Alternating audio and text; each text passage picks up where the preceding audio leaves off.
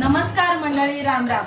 आज घरामध्ये एवढा मस्त सुगंध सुटलेला की सगळेजण विचारतात मामी काय बनवले आणि त्यासोबत ठसका पण। हा तर हे बघा मंडळी, आज मी बनवलेलं आहे रोहो मच्छी, जी गावाला तलावामध्ये मिळते ना ती वाली रोहो मच्छीचं ही कालवणातली काढून परत फ्राय केलेली आहे। ही माझ्या मुलांना आणि मिस्टरांना आवडते, तशा प्रकारे डायरेक्ट मालवणी मसाला आणि रवा लावून फ्राय केलेली आहे। इथे बनवले अंड्याचं कालवण जे मच्छी नाही खात, आणि हा आहे मच्छीचा रस्सा, त्याच्यासोबत एक कांदा लिंबू। आता हे खाण्यासाठी बनवलेलं आहे इथे बघा, ज्वारीची भाकरी, चपाती, भात।